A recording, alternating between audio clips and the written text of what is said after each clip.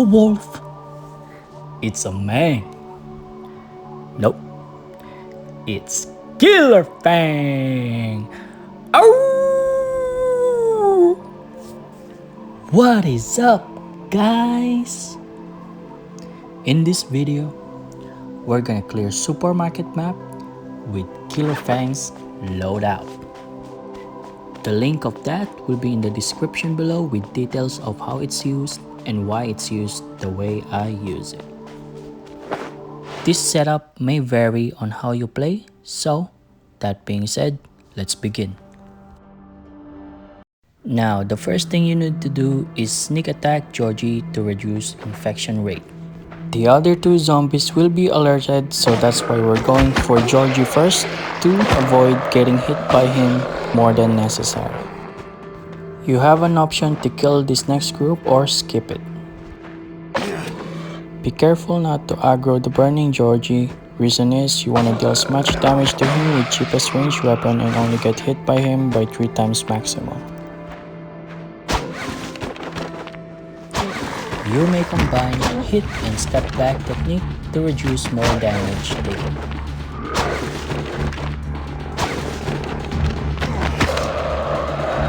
We're gonna be looting dead bodies just in case I die on this run. Our goal here in this video is to minimize use of healing items, anti-infection items, and as well as limiting usage of weapon or armor's durability.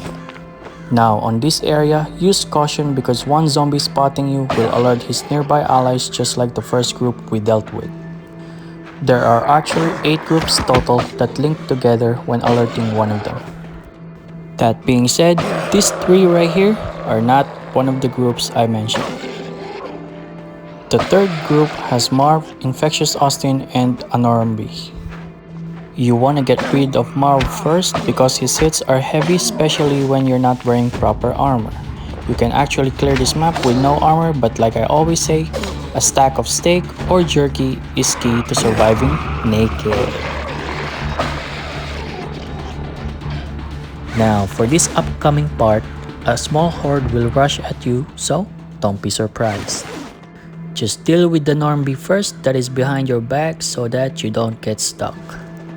2 Georgies will come out, and the first one you can just do bag technique on him so you don't get hit twice.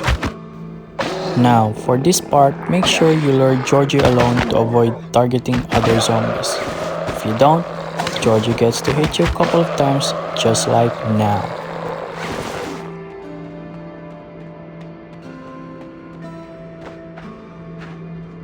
On this part, aside from the loner, this group has 2 infectious and 1 Marv. I suggest killing the infectious first since you don't want to rack up on your infection rate.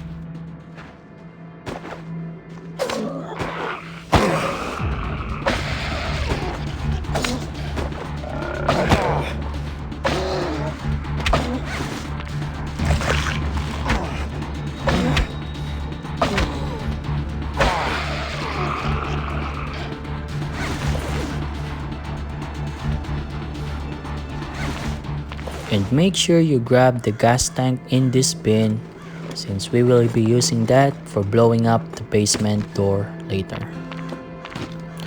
And just to remind you, I'm just looting dead bodies right now, so yes, I will be collecting the resources later.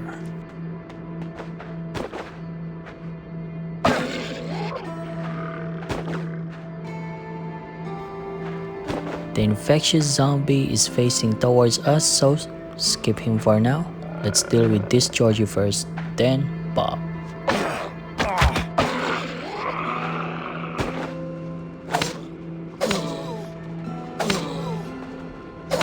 Oops, infectious saw us, so we'll hide for now and try to separate them from each other. I'm gonna sneak attack this guy cause if I just run up to him, I know I can hit him with 2 shots, but either way, that would give Infectious Marv enough time to catch up to us considering how fast he moves. Now, to deal with Infectious Marv, Bob, or other zombies like these guys, Hit-and-Stepback Technique will be the perfect method to deal with them. The link of this technique will also be on the description below. It definitely saves you from using too much anti-infection items. Though, the downside of this method is that you're prone to be thirsty, especially when using throwing knife due to its low damage. And that's why whenever I do supermarket map or junkyard map, I always bring at least 10 flasks of water. Or you may use berry tea or pumpkin soup if you have them. But I prefer flask of water since you can recycle the flask after use. I only use berry tea in case where I need space, especially when doing the Big 3 challenge, where I kill the boss, wolf, the bear, and Trashman's brother. Now on to the next group. If you can cherry pick Georgie right off the bat, do it. Just make sure you have enough distance from Bob and Infectious Marv, otherwise there's a chance of you getting higher infection rate from their hits. Just in case Georgie gets stuck behind Infectious Marv or Bob, you can just run far away from them until Georgie can catch up to you, and you may just end him while others are not near yet. And back to Hit-and-Stepback Technique. I know, it's too slow for the advanced players. But again, this video is for the sake of helping beginners stock up on their items. I've seen countless guides about this map with no basis but rather pure random weapons looted from other maps. That to me wouldn't really be much of a help to beginners, especially when they're just starting to learn the mechanics of the game as well as the significance of each weapon. They could be using handguns, crafted handguns, or other high-end weapons on this map instead of saving it to kill bosses or do airpoint drops C3. This is why I heavily advertise the Killerfang's loadout, because it is highly craftable without needing to find rare items to make it. Granted, planks and iron bars takes time to process and they are needed for Spike Bat 2-star, but at least the resources required to craft them are easily farmed from spruce maps and rocks maps. Anyways, this group right here is 4-man team. Try to separate Bob away from the infectious zombies by just going inside the supermarket. That way, you won't have to worry about his pesky aura. And in the basement, there are 3 groups of 4 to 5-man team in there. So, we'll deal with that later. After killing Bob and Marv, you will have to deal with Blossom. It's a mini boss with AoE that can stun you and infect you at the same time. So, there are 2 ways on how to deal with him. First, you can try and lure him back to the car in front of the supermarket and just do around the world technique. The link of that will be in the description below. The second option would be to execute him swiftly by using Crossbow bag technique while doing 10 seconds countdown to anticipate his AoE. Starting from this first AoE, count 10 seconds while not using the bag and you should be able to anticipate his AoE.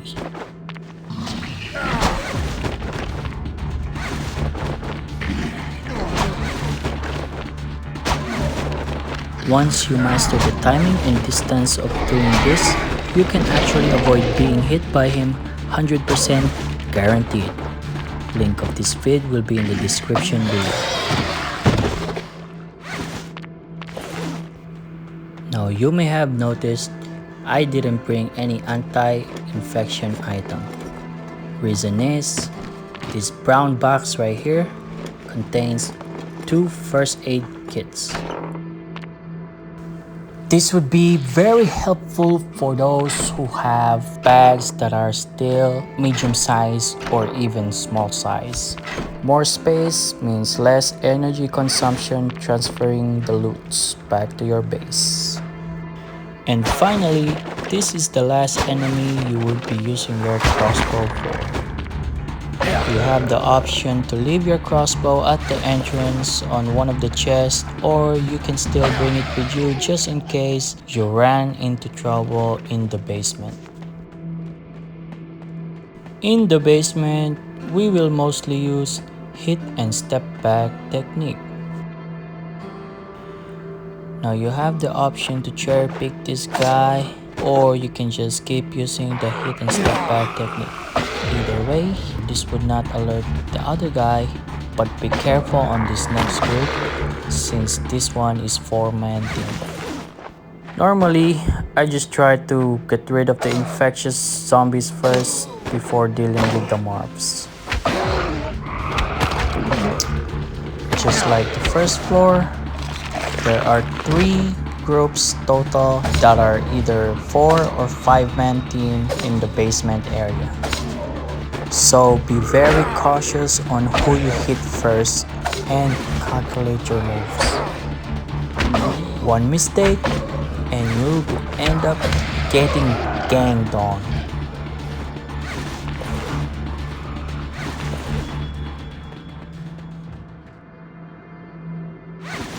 There will be an infectious mob in here, so you can easily just try and do hit and step back on him. I'm not sure if you guys noticed, but the infectious mobs, actually all the zombies in the basement, they are actually faster than the ones that are outside the map. Try to observe it. That being said, make sure you have enough distance, because otherwise you get hit more often than usual.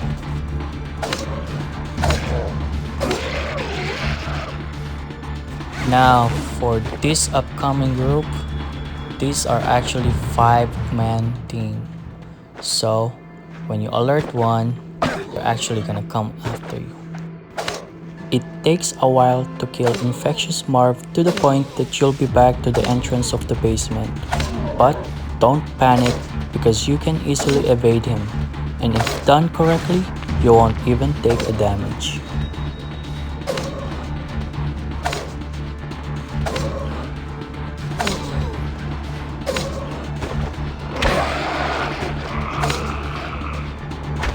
Notice that not all of them followed you through, so don't be afraid that you'll get stuck at the entrance.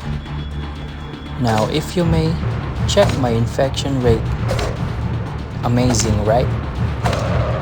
By the end of this vid, I would have only used 2 first aid kits that were free.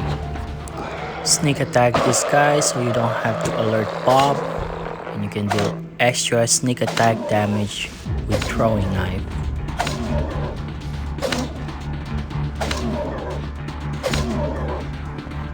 And once you kill Bob, when you enter the last room, a horde will come to you.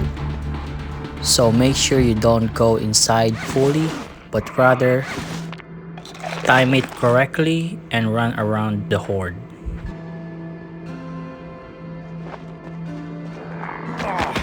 Just like that.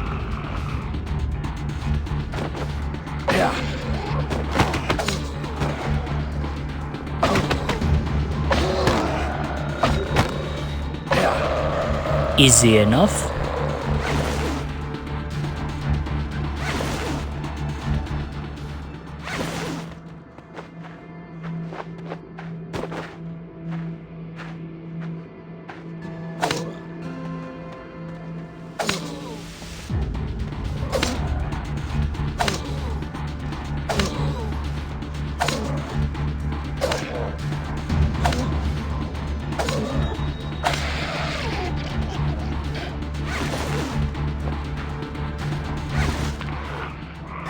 And last but not the least, Rotting Marv.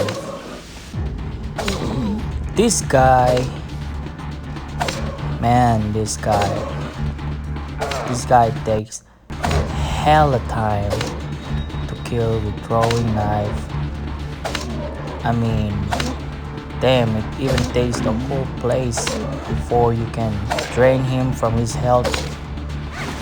Just make sure you keep distance when you're going naked, because His damage are, well, that. So that's how we do it. This box right here, you're guaranteed to get a handgun.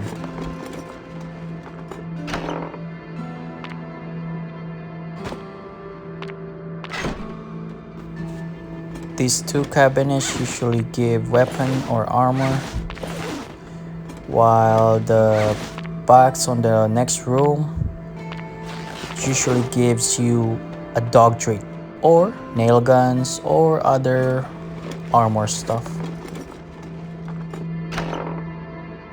Now I'm gonna be skipping the part where I'll be looting the whole area, so here it is.